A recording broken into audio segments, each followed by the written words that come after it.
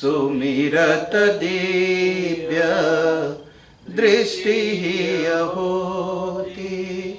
जय जय जय हनुमान गोसाई, जय जय जय हनुमान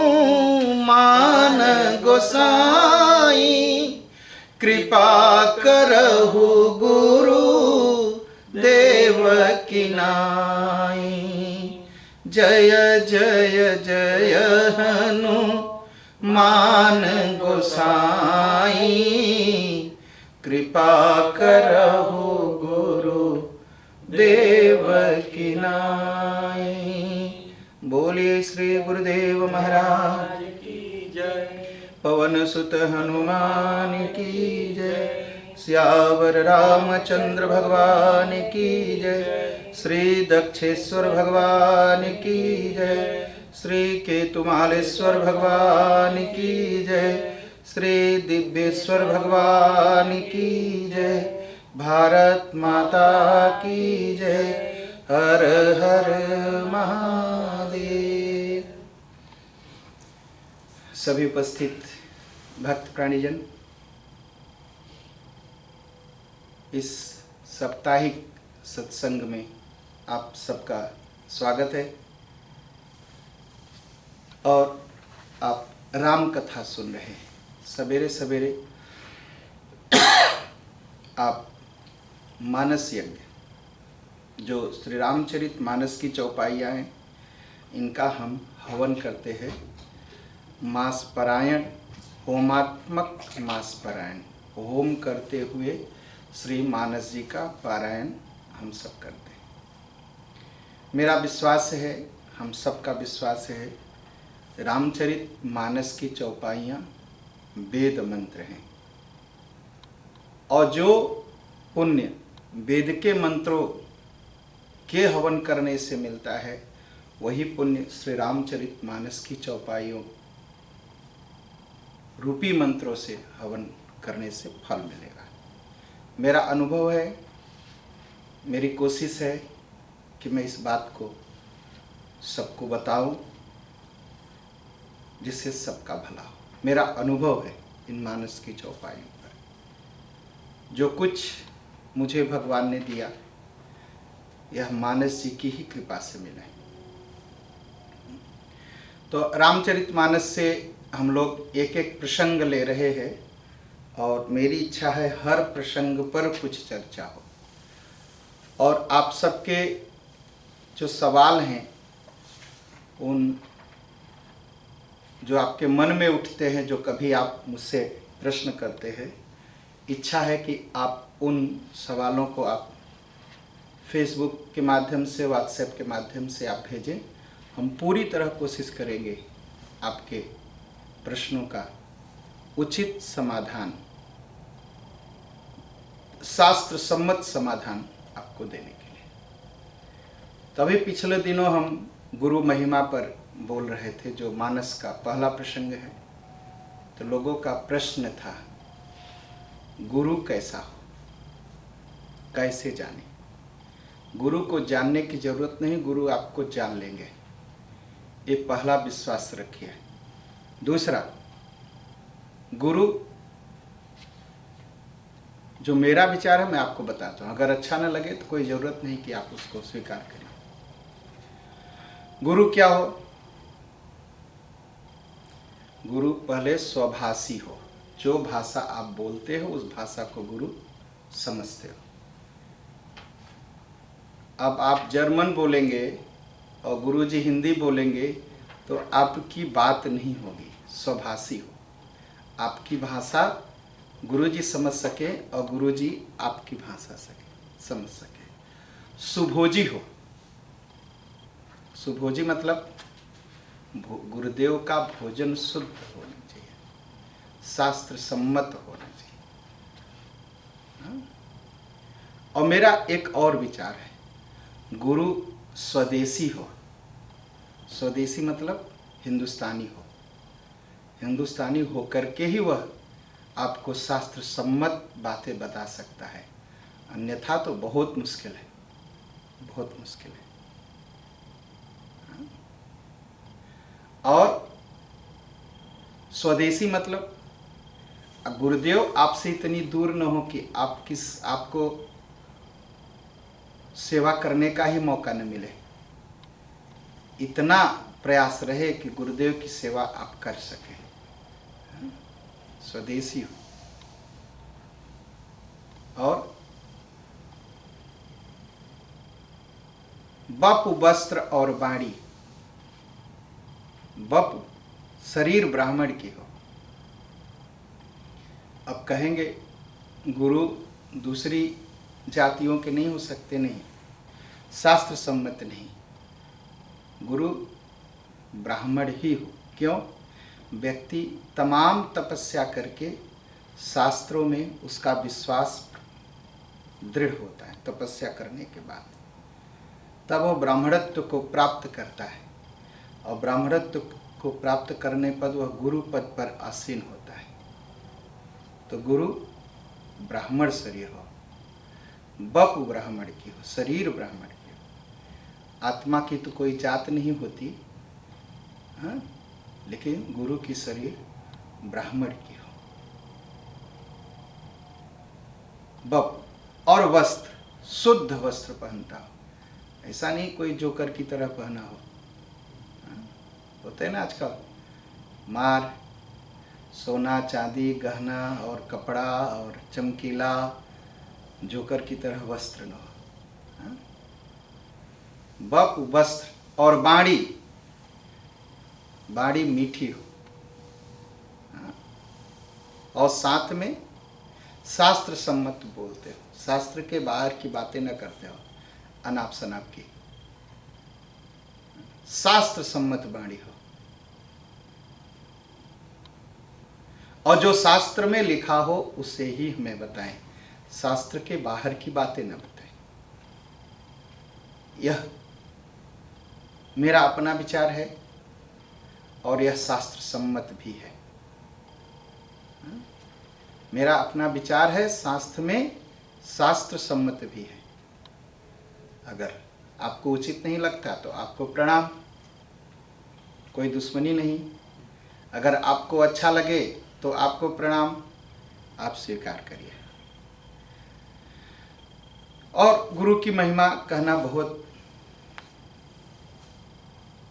मुश्किल है, बहुत बड़ी है। सत्य कहूँ तो गुरु की महिमा भगवान से बड़ी है।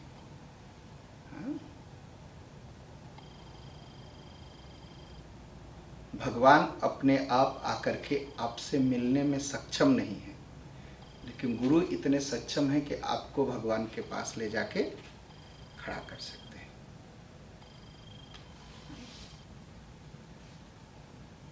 गुरु वही जो राम मिलावे, सीधी सी बात। तो गुरु प्रसंग हम लोग सुने, और जिनका प्रश्न था मैं समझता हूँ समाधान यही है, और अगर कुछ और प्रश्न होगा तो हम कोशिश करेंगे। तो आज प्रसंग जो रामचरितमानस का है वह खल वंदना। खल मतलब दुष्ट, दुष्टों की वंदना। रामचरितमानस में तुलसीदास जी ही दुनिया में मात्र ऐसे संत हैं जिन्होंने दुष्टों की वंदना की है। आज तक किसी ने दुष्टों की वंदना नहीं की, निंदा की है। और तुलसीदास जी उनकी विशेषता बताते हुए उनकी वंदना की। खल, खल किसे कहते हैं? खल का उल्टा करिए लख। जो लखे वो खल नहीं, लख। खल का उल्टा लख।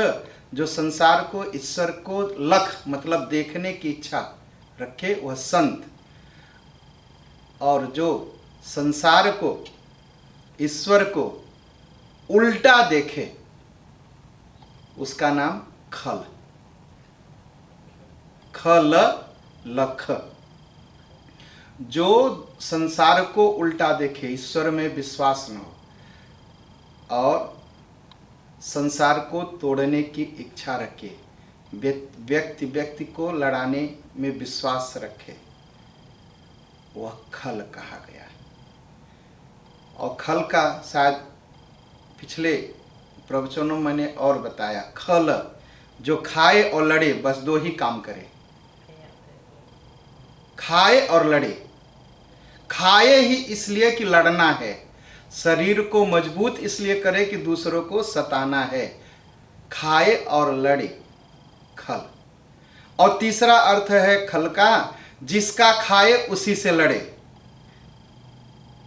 ठीक है, जिसका खाए उसी से लड़े, उसका नाम खल।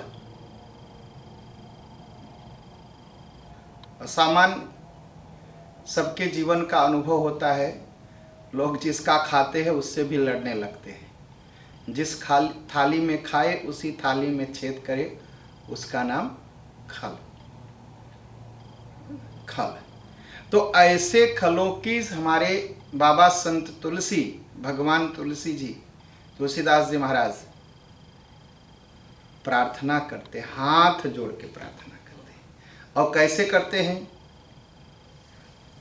कैसे करते हैं इसको भी सुन। बहुरी बहुरी बहुरी बंदी खल गन सती भाए, जे बिनु काज दाहिने बाएं।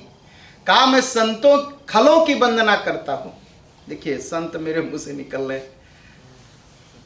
संतों का गुण गाते गाते जीभ पर बैठा इसलिए संत निकल रहे।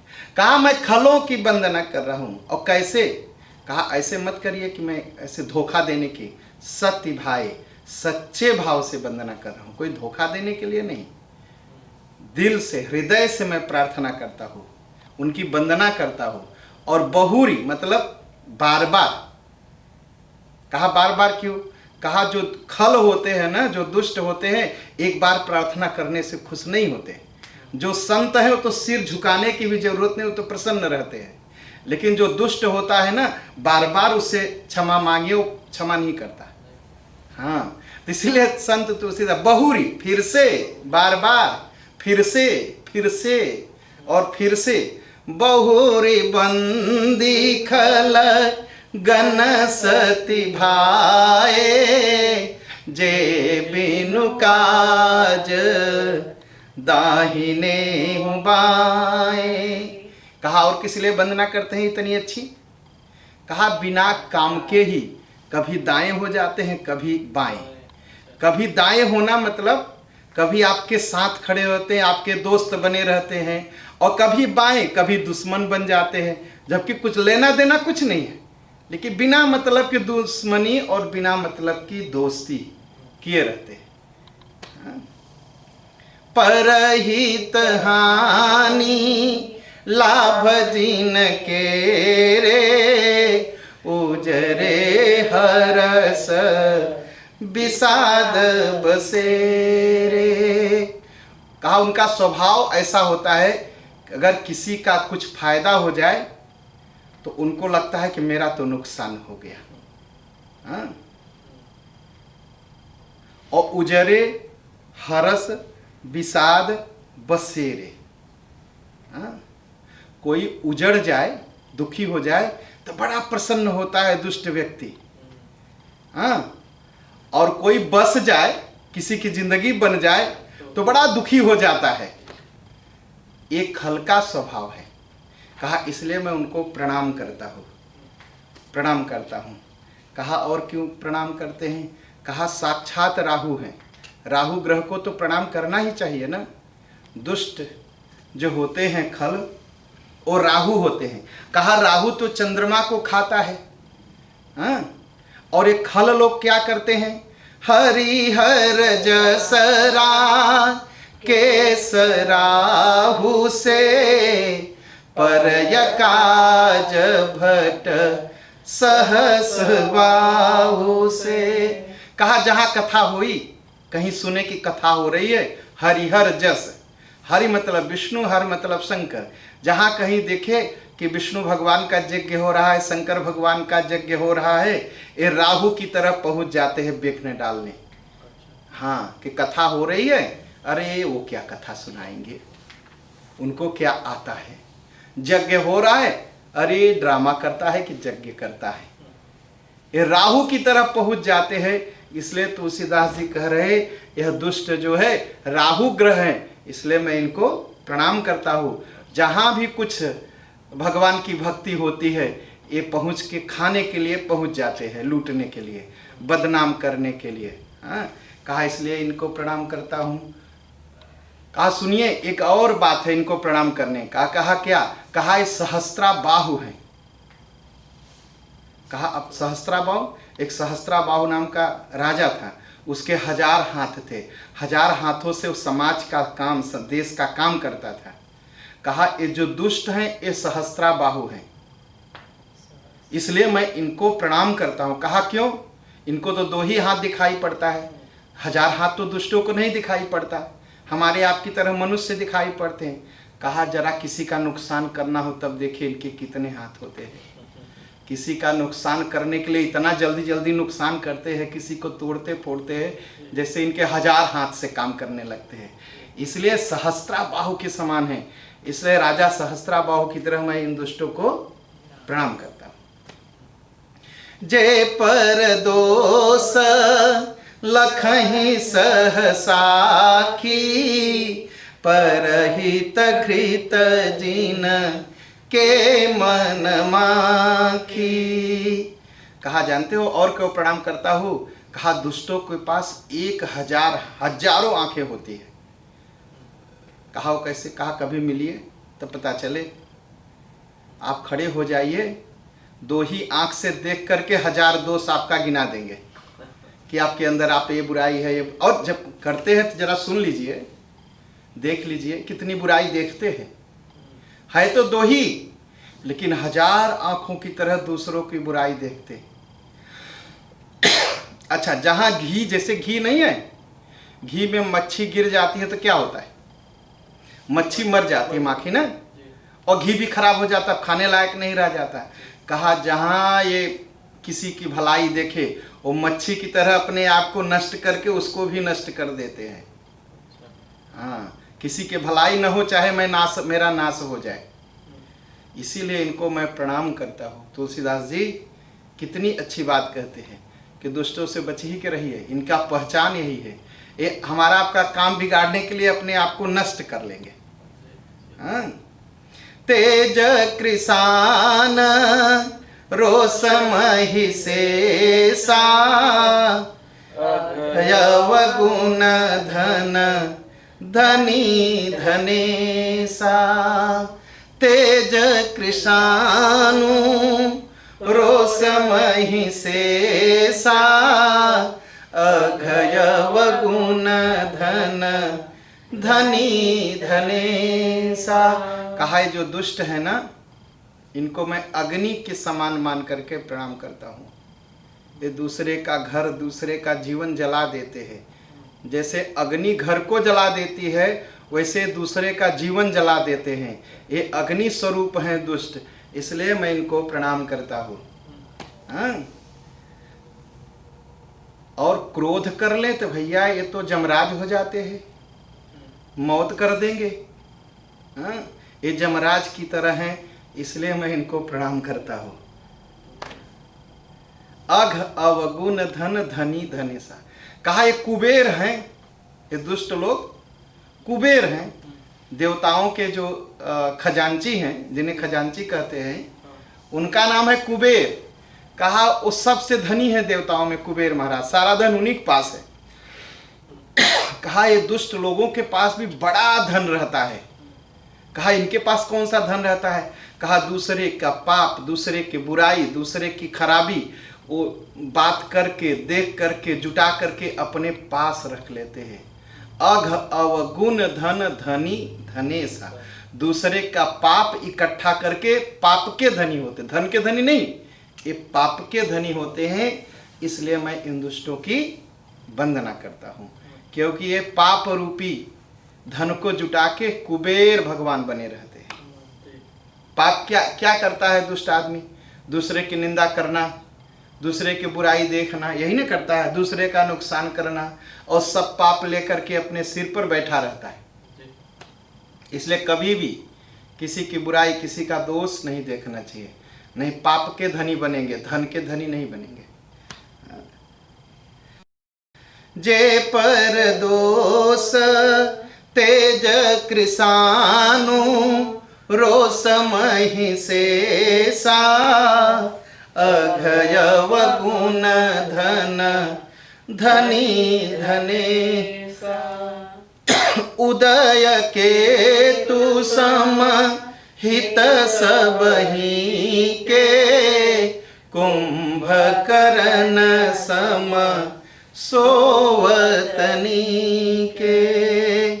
कहा एक केतु पुच्छल तारा है पूरा है, जिसे पुच्छल तारा आसमान में दिखाई पड़ता है तो संसार में बड़ी लड़ाई होती है, बड़ा झगड़ा होता है, संसार की भलाई समाप्त हो जाती है।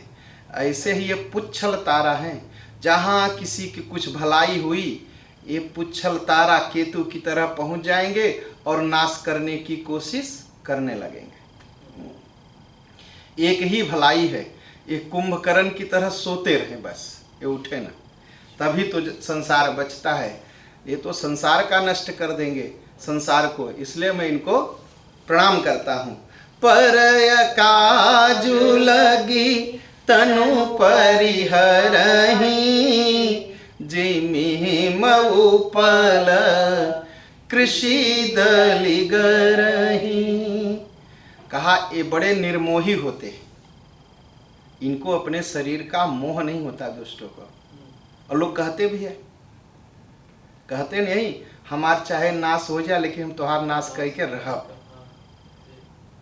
हाँ, कहा जैसे हाखल गिरता है ना, बर्फ गिरती है ना, तो बर्फ जब गिरती है तो खेती नष्ट हो जाती है, लेकिन होता क्या, बर्फ बचता है, बर्फ भी तो खत्म हो जाता है, हाखल भी तो गल जाता है।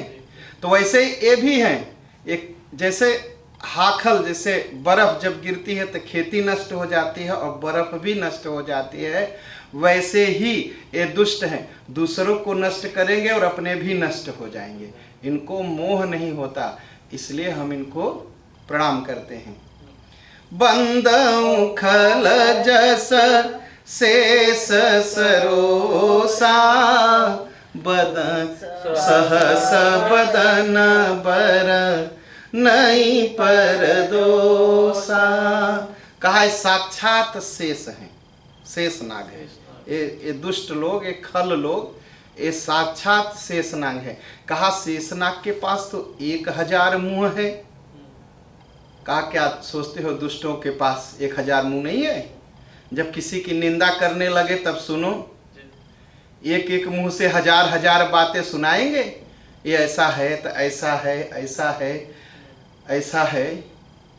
इनके मुंह एक ही मुंह है, लेकिन 1000 मुख करके ये जो है निंदा करते हैं, दूसरे का दोष बताते हैं।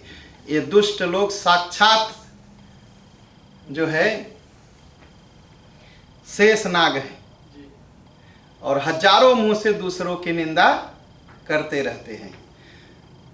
इसलिए शेषनाग मान करके मैं इनको प्रणाम करता हूं। अच्छा, पुनि प्रणवऊं पृथु राज समाना परय घसुनए सहस दस काना। कहा ये पृथुराज की तरह हैं, राजा पृथु की तरह हैं। कहा राजा पृथु तो भगवान की कथा सुनते हैं। राजा पृथु थे, वो भगवान की कथा सुन रहे थे तो 2 ही कान था उनके पास। तो कहा भगवान से प्रार्थना किया कि भगवान मेरे पास 2 ही कान है और 2 ही कान से कथा सुनता हूं, आनंद कम मिल रहा है। तो कहा क्या? कहा मुझे 10,000 कान दे दीजिए, जिससे 10,000 कानों से आपकी कथा सुन सकूं और यह आनंद भी 10,000 गुना हो जाए। तो यह जो खल है ना, जो दुष्ट है ना, ये भी कथा सुनते हैं। कैसी कथा सुनते हैं? दूसरे की निंदा, दूसरे का पाप 10,000 कान करके सुनते है। तो 2 ही कान, लेकिन हर समय कान लगाए रहेंगे। किसकी निंदा हो रही है, जरा कान में भर लो, जरा उसकी बात जान लो, जरा उसकी बात जान लो, उसने क्या किया, उसने क्या किया, और खड़े हो जाइए 2 मिनट, सारी खबर हमको आपको बता देंगे। केवल इतना ही हमको आपको करना है, चुप रहना है, फिर सुन लीजिए सारी बात। अघ दूसरे का पाप सुनते ही हमारे कान में वो पाप आता है, फिर मन में आता है, फिर हृदय में बस जाता है, फिर पाप पाप नहीं लगता, वही पाप हम भी करने लगते हैं। सुनने का पाप, पाप को मन बसाने में का पाप, हृदय में बसाने का पाप, फिर से वही पाप करने का पाप, 4 गुना ज़्यादा पाप लगता है पाप सुनने से। हाँ, तो ये जो खल हैं ये अपने 2 कानों से 1000 कान कर लेते हैं, और दूसरे का पाप सुनने के लिए, भगवान की कथा सुनने के लिए नहीं।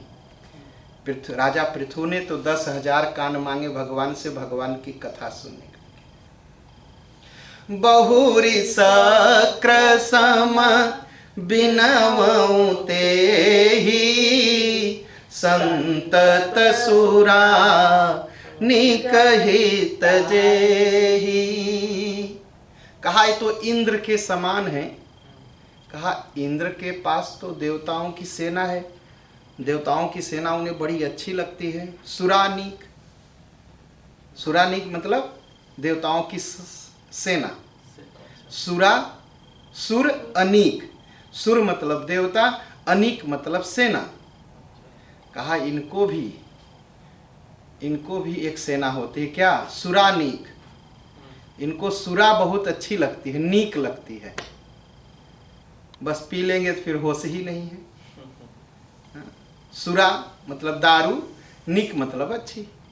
कहा इंद्र के समान है, इनको बहुत अच्छी लगती है। दारू का न्योतान हो तो न्योता ही नहीं करेंगे, जाएंगे ही नहीं, चाहे भाई हो चाहे बाप हो। कहेंगे क्या जाऊं वहाँ तो मिलेगा नहीं पीने को। बिना दारू के इनका न्योता ही नहीं होता, इसलिए। और बिना देवताओं की सेना के इंद्र नहीं चलते। कहा इंद्र के हाथ में तो वज्र है, दुष्टों के हाथ में वज्र तो दिखाई नहीं पड़ता। कहा इनके पास भी वज्र है, इंद्र तो हाथ में वज्र लेके चलते हैं, इनका वज्र इनके जीभ पर होता है, जिसको मार देते हैं तब मार देते हैं। बचन वज्र जेहि सदा प्यारा, सहस न पर दोष निहार। कहा इंद्र के पास 2 गुण हैं। क्या? इंद्र के पास 1000 आंखें हैं और हाथ में वज्र है। कहा इनके भी पास, इनके जबान में वज्र है, जीभ में वज्र है। ऐसी बात कहेंगे कि एकदम दिल टूट जाएगा, एकदम दुखी कर देंगे। तो वह वज्र की तरह है इनकी जबान। हाँ? और इनके पास भी 1000 आंखें हैं। दूसरे का दोष देखने के लिए ये 1000 आंखें कर लेते हैं कि इसके अंदर कौन कौन सा दोष है। दोष देखने के लिए इतने समझदार, चालाक कहिए या समझदार कहिए, कि भगवान के अंदर भी दोष दिखाई पड़ जाता है उनको। कभी कभी मैं पढ़ता हूँ ना फेसबुक पर, क्या क्या लोग लिखते हैं भगवान के बारे में, संतों के बारे में, इनको वही दिखाई पड़ता है। उदासीन यरिमीत हित सुनत जरहि खलरीत, जानि पानि जुग जोरि जन बिनती करई सप्रीत। और चाहे इनका मित्र हो चाहे इनका शत्रु हो, जहाँ भलाई सुनेंगे इनके दिल में आग लग जाती है। मित्र के भाई अगर बढ़ंती हो तो लोग खुश होते हैं ना, लेकिन जो खल है, मित्र की भलाई अगर हो जाए तो अंदर से जलने लगेंगे कि उसने ये चीज कर लिया, मुझसे क्यों नहीं हुआ। और दुश्मन का हो जाए तब तो खुशी की बात है ही, चलो जैसा पाप किए थे भोगो, यही बोलना शुरू करेंगे। यही जरहि खलरीत, मित्र हो दुश्मन हो, जिसको नहीं जानते हो, जहाँ किसी की भलाई सुने बस इनके दिल में आग लग जाती है। तुलसीदास जी का मैं हाथ जोड़ करके बड़े प्रेम से इनकी प्रार्थना करता हूँ, इसलिए नहीं कि अपनी आदत छोड़ दें, बस अच्छे लग रहे हैं मैं प्रणाम कर रहा हूँ इनको, आदत छुड़ाने के लिए नहीं। कहा क्यों? लोगों ने कह दिया तुलसीदास जी आप जानबूझ के इन लोगों को खुश करने के लिए कर रहे हैं कि खुश हो जाएं, आपकी निंदा न करें। आप कहा नहीं नहीं नहीं नहीं, मेरे नाम के आगे संत लगता है। संत को चाहिए सबका सम्मान करे, तो खलों का भी मैं सम्मान कर रहा हूँ। तो मैं अपनी दिसी कीन्हनी होरा, तिन्हनी जवोरन लाऊ बभोर।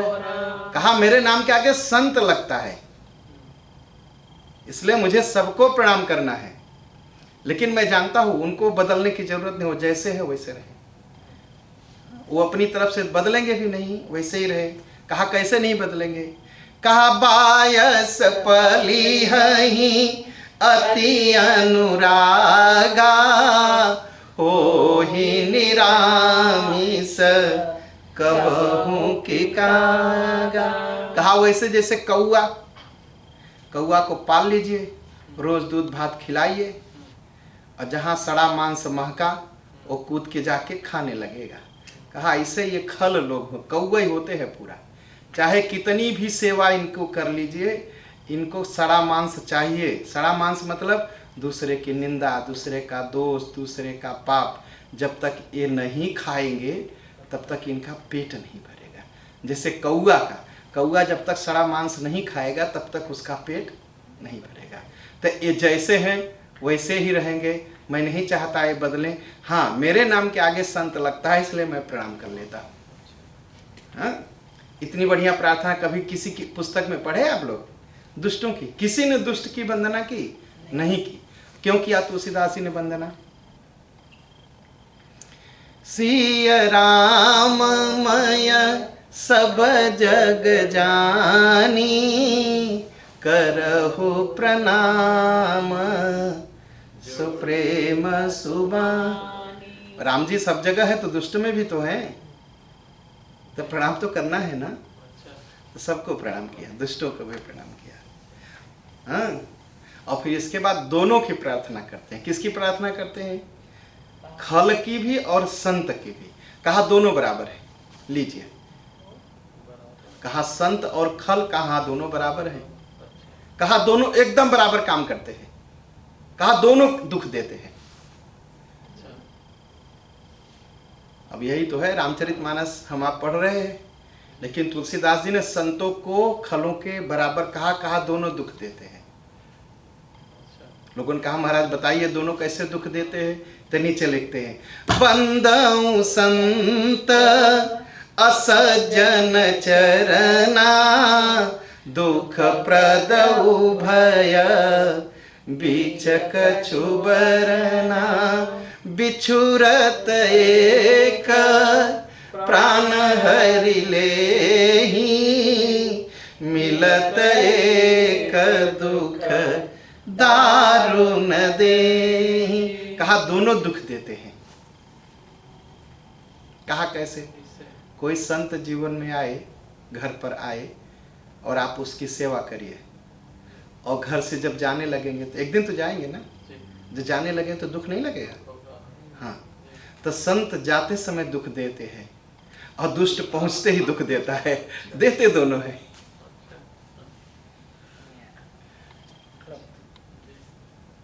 बिछुरत एक प्राण हरि लेहि।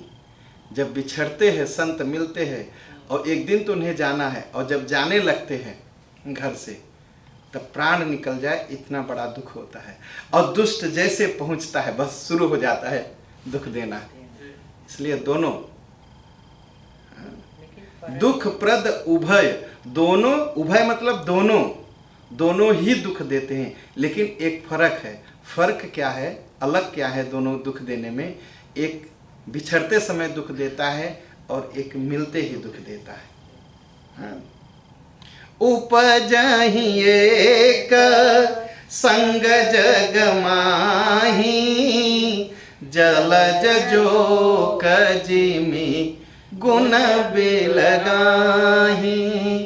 लोगों ने कहा कि ऐसा है क्यों? कहा संसार ही ऐसा है। कहा कमल का फूल देखा? कहा हाँ देखा। कहा कमल का फूल देखते हो तो क्या होता है? कहा आनंद मिलता है, सुख मिलता है।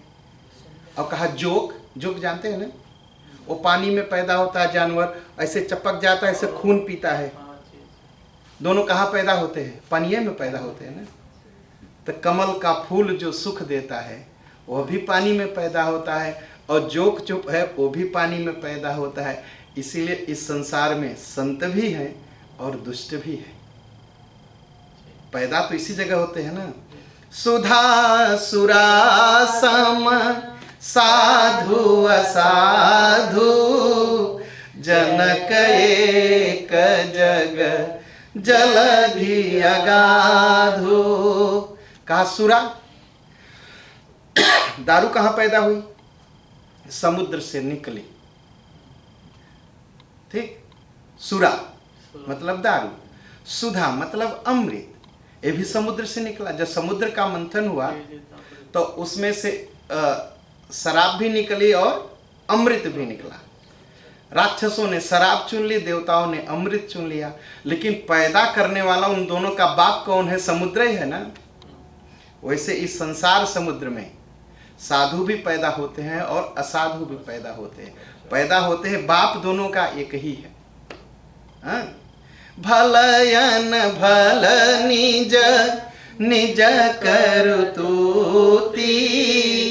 लहत सुजसयप लोक विभूति। सुधा सुधा कर सुरसरि साधु, गरलयन लकली मलसरि व्याधु।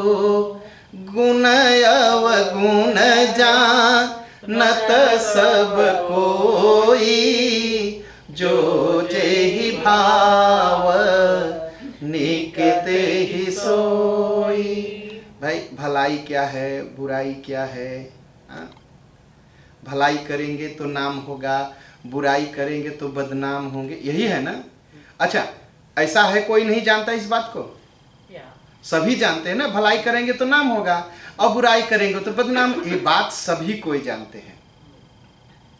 सुधा सुधाकर सुरसरि साधु, अमृत चंद्रमा गंगा नदी और साधु, गरल अनल, ठीक, जहर शराब कलिका व्याध और कर्मनाशा नदी, ये सब कोई जानते हैं। गंगा में नहाएंगे तो पुण्य मिलेगा, कर्मनाशा में नहाएंगे तो जितना पुण्य है सब खत्म हो जाएगा। एक नदी है कर्मनाशा, वो बिहार में है। हाँ, उसमें नहाने से जितना पुण्य है सब खत्म हो जाता है। हाँ, और गंगा नदी में नहाएंगे तो सब पाप खत्म हो जाएगा। ठीक, ये सभी जानते हैं। लेकिन गंगा में भी लोग नहाते हैं और कर्मनाशा में भी लोग नहाते हैं। कुछ लोग हैं केवल गंगा में नहाएंगे, कर्मनाशा में कभी नहीं नहाएंगे, और कुछ लोग वहीं कर्मनाशा के किनारे रहते भी हैं, वहीं नहाते भी हैं। क्या कहेंगे? उनको बुरा भी नहीं लगता, जबकि जानते सभी हैं। अमृत पिएंगे जीवन सुखमय बन जाएगा, कथा सुनेंगे आनंद मिलेगा, जहर पिएंगे मर जाएंगे, ये सभी लोग जानते हैं। अमृत पिएंगे, कथा सुनेंगे आनंद मिलेगा, दारू पिएंगे तो कहीं सड़क पर गिर जाएंगे, एक्सीडेंट करेंगे, ये सभी जानते हैं। लेकिन फिर भी लोग करते हैं ना। लेकिन तुलसीदास जी कहे क्या करेंगे, जिसको जो अच्छा लगता है वो करता है, करने तो क्या करें, क्या करें। कहे भले भलाई पे लहई लहई निचाई नीच, सुधा सराही अमरता गरल सराई नीच। कहा जो भले लोग हैं वो भलाई को ग्रहण कर लेते हैं, स्वीकार कर लेते हैं। जो बुरे हो उनको बुरा ही करना अच्छा लगता है। हाँ भाई, अच्छा ये बताइए, जहर हो कोई पी ले और न मरे तो क्या कहेंगे? जहर खराब था, यही ना कहेंगे, जहर खराब था। तो असर तो होना चाहिए ना। तो जहर जहर की तरह रहना चाहिए और अमृत को अमृत की तरह रहना चाहिए। अगर जहर जहर का काम नहीं करा तो जहर खराब है, अमृत अगर अमृत का काम नहीं किया तो अमृत खराब है। तो जो जैसा है उसको वैसा ही करना चाहिए। करो भैया, मुझसे कुछ लेना देना ही, मुझे तो राम जी से मतलब है। हाँ, और क्या कहते हैं, खलय घय गुण साधु गुण गाहा, उभय अपार उदधि अवगाहा। कहा देखिए, साधुओं की कथा और दुष्टों की कथा, ठीक, ये समुद्र है, इसको कभी पार नहीं पा सकते। साधुओं के बारे में अगर कहा जाए तो कभी पार पाएंगे? कितना त्याग किया है साधुओं ने,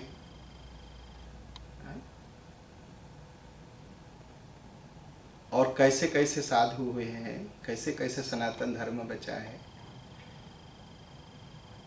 हकीकत राय की कहानी हम लोग अपनी मिडिल स्कूल में पढ़ते थे। हकीकत राय 14 वर्ष का बच्चा था और ब्राह्मण थे। और ब्राह्मण होने के नाते जप करना, तपस्या करना, लाहौर में रहते, आज के पाकिस्तान में रहते थे। और उसमें मुस्लिम शासन था, ये बात है सैफन 300 के आसपास।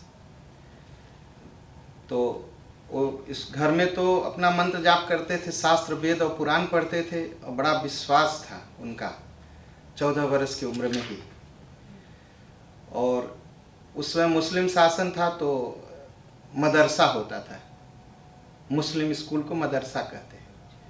तो मदरसा जाते थे पढ़ने, और मदरसे जब गए पढ़ने तो वहाँ जो मुस्लिम बच्चे थे वो दुर्गा माँ को गाली दिए।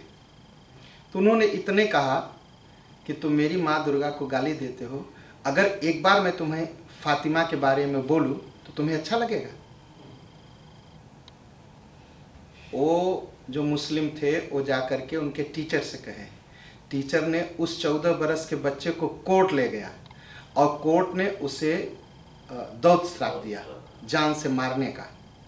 कोर्ट ने उसे कहा 14 बरस के बच्चे का एक उपाय है, तुम मुस्लिम बन जाओ, तुम्हें नहीं मारा जाएगा। उस 14 बरस के बच्चे ने क्या किया? कहा, कोर्ट ने बुला करके उनके माँ बाप से कहा कि अपने बच्चे को समझाओ, नहीं तो इसका सिर हम काट देंगे। उनके माँ बाप गए समझाने कि बेटा मुस्लिम बन जाओ, कम से कम मैं तुम्हें जिंदा तो देखूंगा। तो उन्होंने एक सवाल किया, क्या मुस्लिम बनने के बाद मैं नहीं मरूंगा? माँ बाप ने कहा मरना तो है। कहा जब मरना ही है तो मैं अपने सनातन धर्म में मरूंगा, मुझे मार दिया जाए लेकिन मैं अपना धर्म नहीं बदलूंगा। 14 बरस का बच्चा। हुआ क्या, उस दिन बसंत पंचमी थी, जिस दिन हम होलिका गाड़ते हैं, उसी दिन को चुना लोगों ने उनका सिर काटने के लिए। और जब वो कसाई पहुंचा तलवार लेकर के सिर काटने, भीड़ जुटी थी, क्योंकि नियम था कि भीड़ को जुटाना, भीड़ के सामने गला काटना। जब भीड़ जुटी और उसने तलवार निकाला और गया मारने, तो उन्होंने उसकी आंख में देखा, और जैसे आंख में देखा तो कसाई के हाथ से तलवार गिर गई। अब जब तलवार गिर गई तो जो काजी था, जिसे मुस्लिम जज कहते हैं, उसने कहा इसी तलवार से तुम्हारा सिर काट दिया जाएगा अगर इसको नहीं मारोगे तो। तब हकीकत राय चल के गए, तलवार उठाए और उस कसाई के हाथ में दिया। कहा तुम मुस्लिम हो, तुम अपना धर्म निभाओ, मैं हिंदू हूँ, मैं जानता हूँ कि मैं कभी नहीं मरूंगा। तुम शरीर को मार दोगे, मेरी आत्मा जिंदा रहेगी। और किसने? 14 बरस के बच्चे ने। 14 बरस के बच्चे ने यह बात कही। और उसने जब काटा उनका सिर सबके सामने, वो सिर जमीन पर नहीं गिरा, वो सिर कहाँ चला गया? आकाश में उड़ गया। लोगों ने देखा।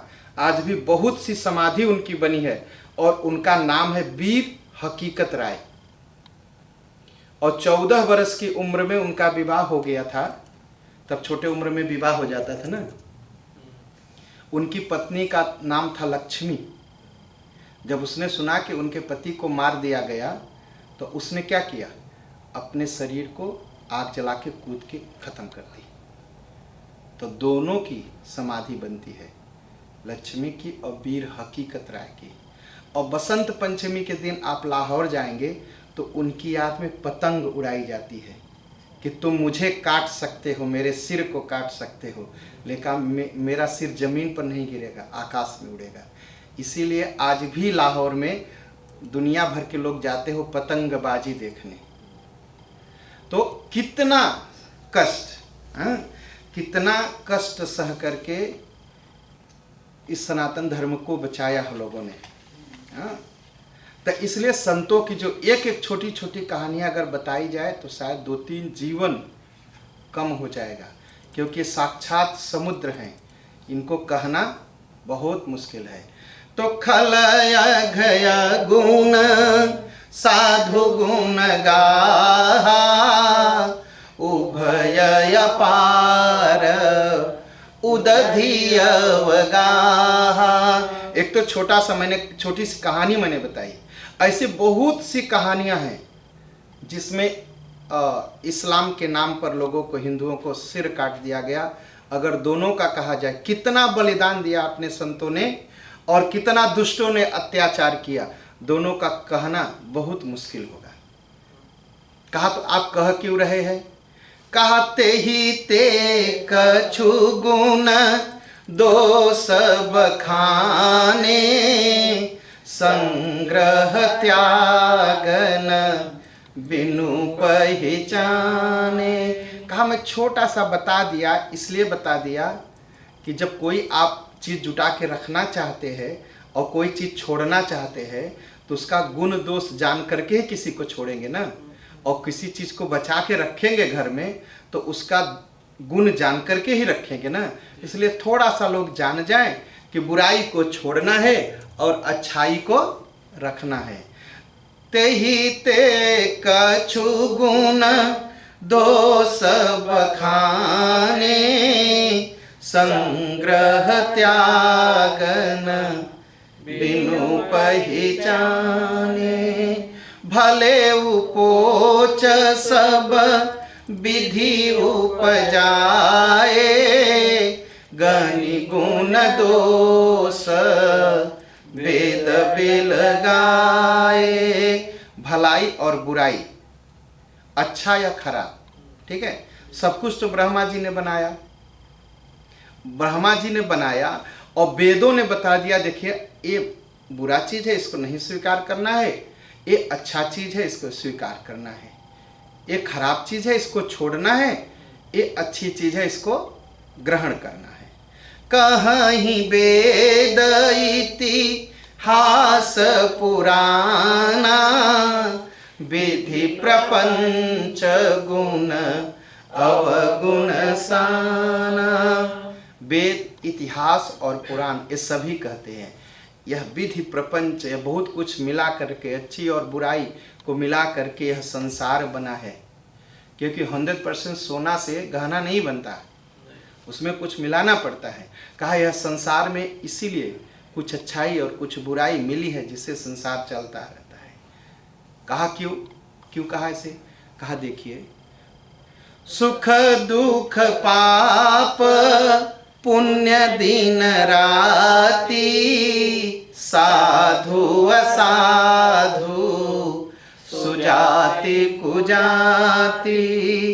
दानव देव ऊंच अरु नीचू, अमीय सजीवन माहुर मीचू।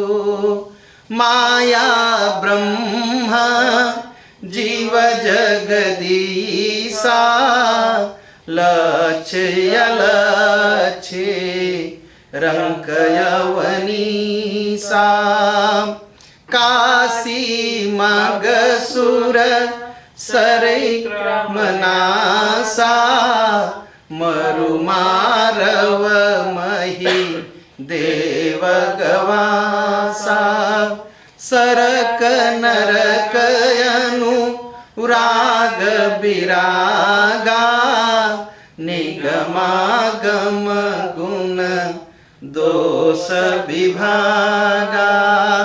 कहा सुख बना है तो दुख है, ठीक है, बिना दुख के सुख समझ में नहीं आएगा। बिना सुख के दुख नहीं समझ में आएगा। पाप है तो पुण्य है, दिन है तो राति है, साधु है तो दुष्ट है, सुजाति है तो कुजाति है। हिंदू जाति भी है और हिंदुओं के खिलाफ भी लोग हैं, कुजाति भी हैं, ठीक है।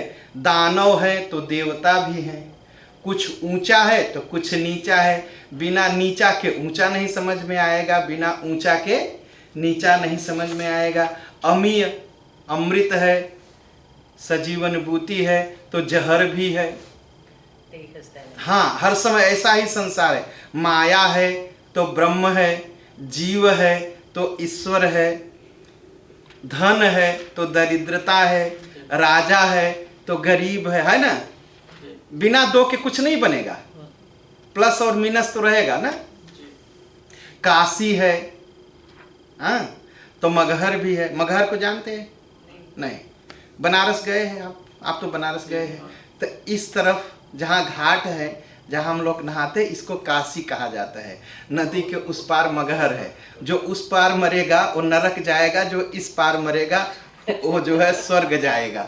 इसीलिए मरने के लिए लोग काशी चले आते हैं मगहर से। मगहर में कोई नहीं मरना चाहता। हाँ, तो काशी है तो मगहर है। सुरसरी गंगा नदी है तो कर्मनाशा नदी भी है, सारे कर्मों का नाश कर देगी। तो कहा ऐसे ही है। कहा ब्राह्मण है, फिर कसाई है जो गाय को काटते हैं, दोनों है ना। कहा ये संसार ऐसे ही बना है, ऐसे ही बना है। स्वर्ग है तो नरक है, ठीक है। प्रेम है तो दुश्मनी है, ठीक। कहा ये सब गुण और दोष, सब कुछ है। गुण और दोष जो शास्त्र है उसको बताते हैं। जड़ चेतन गुण दो समय, विश्व कीन्ह करतार। संत हंस गुण गहि पे, परिहरि बार विकार। कहा जड़ चेतन गुण दो, गुण और दोष से संसार बना है। करतार ने, करने वाले ने ऐसा बनाया है संसार को। जो हंस हैं, जो संत हैं, वो हंस हैं। वो दूध को पी लेते हैं और पानी को छोड़ देते हैं। वैसे ही संत हैं, जो अच्छी चीज है उसे संसार से ले लेते हैं, जो खराब चीज है उसे छोड़ देते हैं। कहा तो कैसे? कहा यस विवेक जब देई विधाता, तब तजि दोष गुण ही मन राता। जब हंस रूपी विवेक होगा, जब आप संत बनेंगे, संत बनने का प्रयास करेंगे, तो गुण और दोष समझ में आएगा। तो आप उस गुण को ले लेंगे और दोष को छोड़ देंगे। तब गुण अच्छा लगेगा। तब गुण कौन सा अच्छा लगेगा? भगवान का भजन करना, ठीक, भगवान की भक्ति करना, मंत्र का जाप करना। जब तक विवेक नहीं होगा तब तक होगा नहीं। लोग तो सोचते हैं मैं जप कर लूँगा, ठीक है, सवेरे उठूँगा तो खूब जप करूँगा, और जब सवेरा होता है 1 घंटा और सो लेते हैं।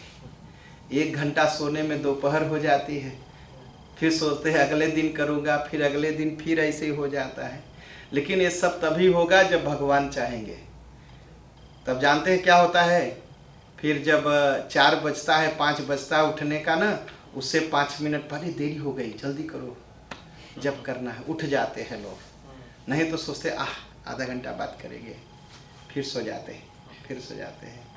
काल सुभाऊ कर्म बरियाई, भले वो प्रकृति बस चुकई भलाई। सो सुधारी हरि जन जी मिले, दलि दुख दोष विमल जसु देहि। जो भगवान के भक्त होते हैं ना, दोषों को समाप्त करके भगवान की भक्ति करते हैं। और कभी कभी क्या होता है, खलऊ करई भल पाई सुसंगु, मिटई न मलिन स्वभाव अभंगु लखी सुबेश जग वंचक जेऊ बेस प्रताप पूजियहि तेहु उघरहि अंत न होहि निबाहु काल नेमि जिमि रावण राहु। दुष्ट लोग भी अच्छे लोगों का साथ करने से कभी कभी अच्छा काम करने लगते हैं, लेकिन उनका स्वभाव नहीं बदलता। ठीक है, अच्छे लोगों के साथ रह करके थोड़ा बहुत अच्छा काम कर लेते हैं। कहा कैसे? कहा थोड़ा सा भेष के ही ले लो, भेष खूब बढ़िया ओराइया कपड़ा पहन करके माला कंठी और चंदन और पगड़ी बांध करके बहुत लोगों की पूजा हो जाती है, होती है ना। हम तो नहीं जानते उनका मन कैसा है, लेकिन सिर झुकाते हैं। हमारे गुरुदेव कहते थे कोई भी ओराइया पहन के आए तो सिर झुका दिया करो। युवा महाराज अगर कुत्ता गधा आए, कहा तुमसे क्या मतलब कुत्ता गधा देखने की, तुम ओराइया कपड़े को झुका रहे हो ना। वो तो इतने कोई भी उनके सामने कोई भी ओराइया पहन के आ जाता था गेरुआ कलर, प्रणाम करते थे, महाराज प्रणाम। लोगों ने मजाक किया, एक दिन गधा को चंदन माला लगा के उनके सामने ले गए और गधा के को अच्छे से ओराइया कपड़ा पहना दिए। हाँ, और गुरुदेव ने क्या किया? कहा आइए महाराज प्रणाम, आपको इसी रूप में दर्शन देना था। वो कहते थे हम व्यक्ति के अंदर क्या है उससे क्या लेना देना, वो भगवान जाने, लेकिन वो ओराइया एक सन्यासी का कपड़ा पहना है, इसलिए मुझे सम्मान करना चाहिए। कहा वो जैसा होगा एक दिन तो भेद खुलेगा, जानेंगे लोग। हाँ, कहा तो तुलसीदास जी कहते हैं लख सुबेश जग वंचक जो संसार को धोखा देने के लिए तमाम साधु का वेश बनाए रहते हैं और वेश के प्रभाव से, वस्त्र के प्रभाव से उनकी पूजा भी हो जाती है। हाँ, लेकिन अंत में क्या होता है? उघरे अंत न होई निवाहु काल नेमि जिमि रावण राहु। काल नेमि ने क्या किया? साधु का तो भेष बनाया, हनुमान जी ने प्रणाम भी किया, हनुमान जी बैठ गए कथा भी सुनने, यही ने किया काल नेमि। कहा हनुमान जी ने कहा महाराज कथा सुनाइए। तो जब कथा सुनाने लगा तो क्या कहा? होत महारन रावण राम ही। हनुमान जी से हैं इसको पहले राम कहना चाहिए तब रावण, ये पहले कह रहा है रावण तब राम, इसका मतलब है रावण दल का है। उठा के पूंछ में पटक दिया, मर गया। ठीक वैसे ही कोई भेष धारण कर लेता है उसकी पूजा तो हो जाती है, लेकिन जब भेद खुलता है तो उसको प्राण ही देना पड़ता है। काल नेमि जिमि रावण राहु। और रावण भी क्या किया था? भेष बना के यति का सीता मैया के पास गया, कहा भिक्षा दो, और बाद में भेद खुल गया, अंत में मरना पड़ा रावण। और राहु राक्षस था, वो सोचा मैं अमृत पी लूं, मैं अमर हो जाऊं, तो देवताओं का भेष बना के जाके देवताओं के सूर्य और चंद्रमा के बीच में जाके बैठ गया। और सूर्य चंद्रमा ने देख लिया ये तो राक्षस है, देवता का भेष बनाया है। भगवान विष्णु से कह दिया महाराज ये राक्षस है, देवता का भेष बनाया है। भेद खुल गया। और भेद कैसे खुला? जानते भेद कैसे खुला? जो दुष्ट आदमी उससे संतोष तो होता नहीं, उसको पहले चाहिए, उसको पहले चाहिए। अब भगवान अमृत बांट रहे थे और वो तुरंत अपना बर्तन पहले इसमें दीजिए, पहले इसमें दीजिए। देवता ऐसा नहीं करते, देवता अपनी बारी जब आएगी, नंबर आएगा, उनको मिलेगा। लेकिन वो राक्षस था, उसको जल्दी थी, पहले अमृत पी लो। और विष्णु भगवान ने अमृत डाल भी दिया कि जल्दी कर रहे हैं महाराज, इनको पहले पिला दो। जब पी लिए तो भगवान तो जानते थे, तो सूर्य और चंद्रमा ने इशारा किया महाराज ये राक्षस है, देखो कितना जल्दी है इसको अमृत पीने की। तो भगवान ने अपने चक्र से उसका सिर काट दिया। भेष तो बनाया देवता का, लेकिन छिपा नहीं पाया अपने आप को, भेद खुल गया, उसका सिर कट गया। कहा वैसे ही बहुत से वंचक घूमते हैं और वस्त्र के प्रभाव से उनकी पूजा भी हो जाती है। कालनेम की तरह, रावण की तरह और राहु की तरह। और जब उनका भेद खुलता है तो जिंदा नहीं रहते, वो मार दिए जाते हैं। ऐसे ही ये दुष्ट हैं। हाँ, अब किए ये कुबेस साधु सन मानु, जेमि जग जामवंत हनुमानु। और साधु लोग कोई खराबे भेष धारण किए रहे, उनका सम्मान तो हो जाता है ना। हनुमान जी बंदर एक शरीर धारण किए हैं ना, लेकिन सब लोग सिर झुकाते हैं। वैसे बंदर आए तो लोग कह भी देते क्या बंदर की तरह मुंह बना रहे, लेकिन वही बंदर तो हनुमान जी भी हैं। लेकिन शरीर उनका जो वस्त्र है वो बंदर का है, लेकिन अंदर से तो संत हैं, साक्षात शंकर भगवान है, इसलिए प्रणाम करते हैं। वेश चाहे जैसा है, लेकिन अंदर जो है उस भेष के अंदर वो साधु हैं, संत हैं, महान है, भगवान है, इसलिए उनकी पूजा होती है। वैसे जामवंत जी, अगर भालू यहाँ आए तो क्या करेंगे, हम लोग तो कूद के भागेंगे यहाँ से। और वही जामवंत जी सब लोग प्रणाम करते हैं। कुबेश धारण किए हैं, लेकिन उनकी पूजा होती है, उनको लोग जान गए। और साधु लोग ऐसे होते भी, अपने भेष में अपने आप को छिपाए रहते, क्यों कि कोई न जाने कि मैं भगवान की भक्ति करता हूँ। पागल की तरह घूमेंगे।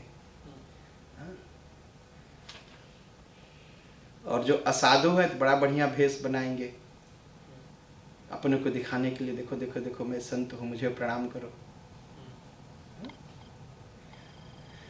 तो साधु लोग खराब भेष धारण किए रहते हैं तो उनकी पूजा होती है, और असाधु लोग सुंदर भेष धारण कर लेते हैं तब भी उनको मरना पड़ता है। सच्चाई छुपती नहीं है। यही बात संत तुलसीदास जी कहते हैं, बोले श्यावर रामचंद्र भगवान की जय, पवन सुत हनुमान की जय, श्री गुरुदेव महाराज की जय, भारत माता की जय, हर हर महादेव। इसके आगे की कथा हम आपको अगले आने वाले शुक्रवार को फिर से सुनाएंगे। आप सब आनंद करिए। और अभी यज्ञ चल रहा है, अभी 16 फरवरी बसंत पंचमी तक चलेगा। आप सबके सहयोग की बहुत ज़रूरत है। आप जो भी सहयोग कर सकते हैं आप सहयोग करिए। साथ में सबसे बड़ा सहयोग है कि आप किसी दिन एक दिन समय बनाइए और हवन पर आइए। आप सबका स्वागत है। मंगल हो, आप सब सुखी रहिए।